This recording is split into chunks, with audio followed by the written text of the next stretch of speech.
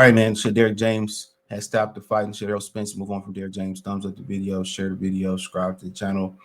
To my do-rag off, and that subscribe button is the bell icon button. Hit all notifications, increase your chance, get notifications. We go live or drop a video. So, I mean, we can talk about stopping the fight. I didn't really have an issue with it, with him stopping the fight. I know people say he could have saved years on his career. His daddy was in the corner, so I'm pretty sure they already went over scenarios that yeah, I'm pretty sure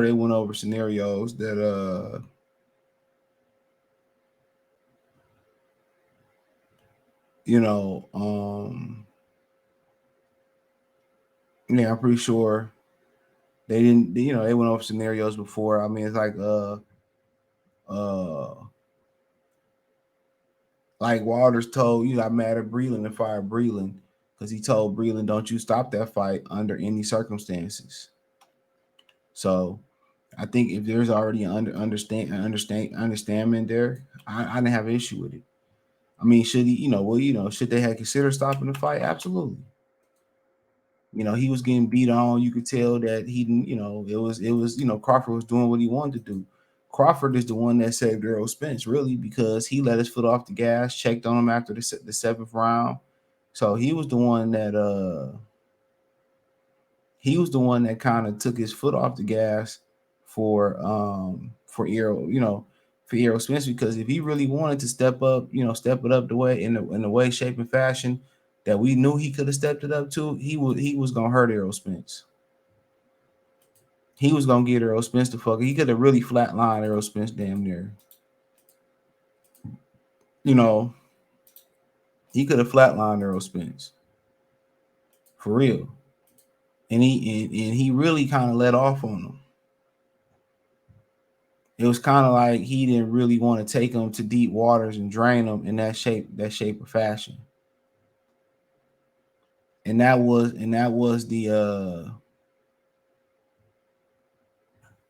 kind of the vibe I got from that.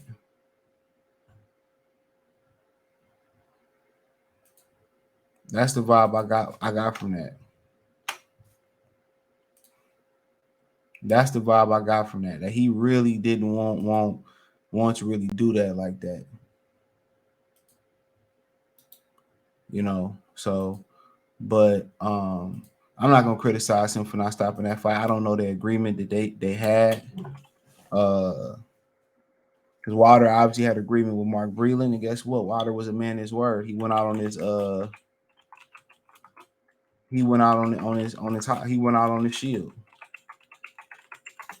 If that's what somebody want to do, you can't blame somebody for not. You can't blame another grown man for somebody else's decision.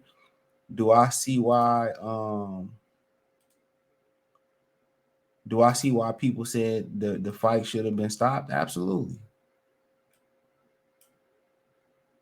Absolutely, I see why people, was critical on why that fight should have been stopped. He was slicing his face up like he had razor blade in his glove. But then again, Errol Spence, he fought. He fought back enough to say, okay, but you could tell by the steam of his punches that he didn't have enough stank on them punches. The body shots from Errol Spence was reigning supreme. I mean, for Terrence Crawford was reigning supreme. And Crawford was just doing what he wanted to do in there. Lack of defense, lack of game plan, lack of understanding on how to break down that style. And that's pretty much what did it for him. That was the ticket. He didn't know what to do with that style.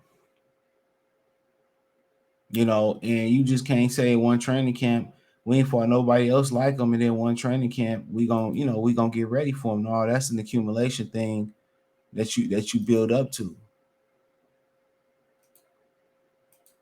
That's a matchmaking thing. Knowing he might have issues with southpaws and movement, or issues with issues with fleet of foot or slick fighters, you got to match them in there with those guys in small increments.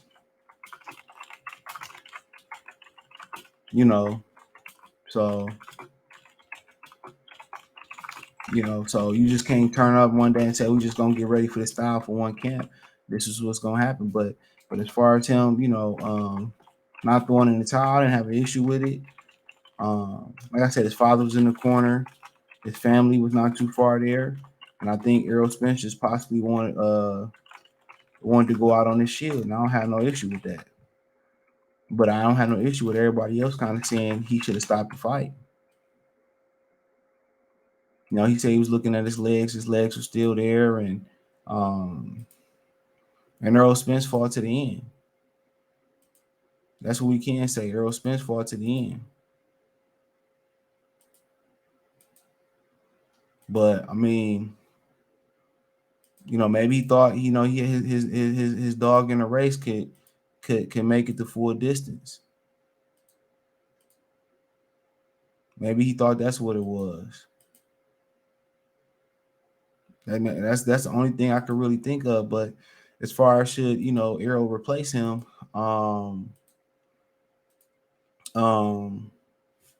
interesting question.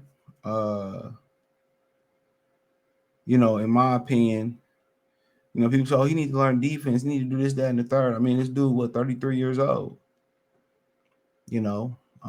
Was it his timing? Was it an off night? Was it the inactivity? You got to ask yourself. And if he switch up trainers, then, who you going to go to? I mean, Derrick, somebody who built you from the ground up.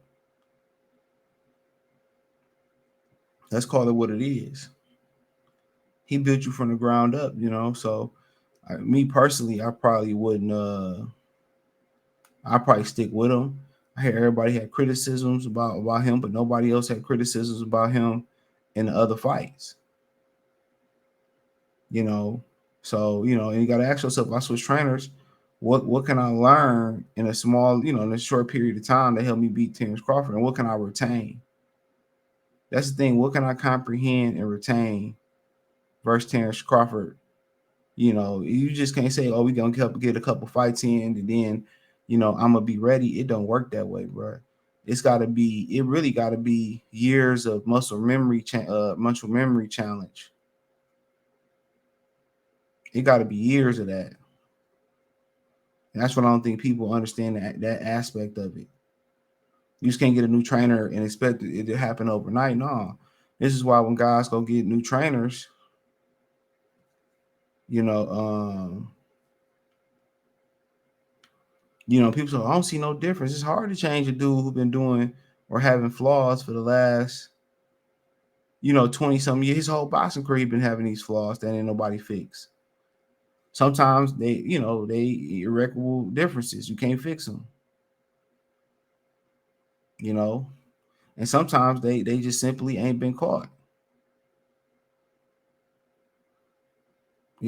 Sometimes they simply the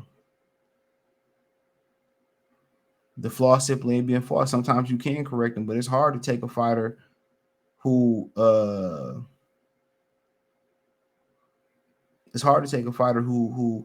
had bad habits and then change them in the training camp or change them in a year. This years of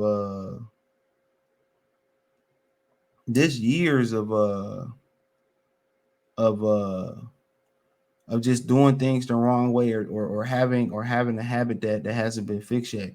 This is years of that, bro. So it's hard to break them habits in the training camp or whatever. His best chance to win, in my opinion, is probably sticking with Derrick James and just riding it out. That's my opinion on it.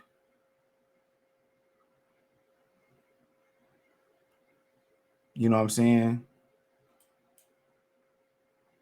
That's my opinion on it. That'll give him the best opportunity to win. But changing trainers this late, it got to be somebody that somebody that you click with. You know what I'm saying?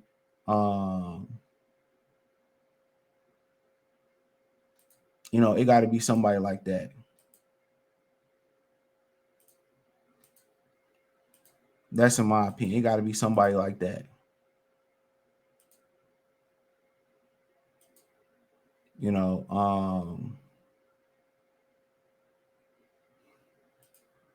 That's my opinion. And then you going into if you possibly going into a media rematch, it's like, you know, the $1 million question is like, um,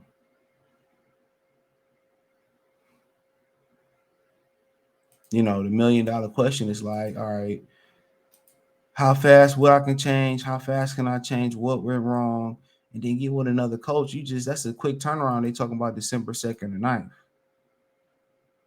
That's a huge turnaround. So hey, it is what it is. Let me know what you girls and guys think in the comment section. Thumbs up the video, share the video, subscribe to the channel. Next subscribe button is the bell icon button. Hit all notification Christians, get notifications. We go live or drop a video. Financially want to support the channel, Cash App, $ CJ Good 313, Venmo CJ Good 313, PayPal link in the description. Hit the link tree, find me on Twitter, Instagram, Spotify, Anchor, Cash App, Venmo, PayPal. Check out the welterweight talk playlist for more videos like this. Let me know what you girls and guys, think in the comment section. One time for the one time, Goodfella TV. Peace.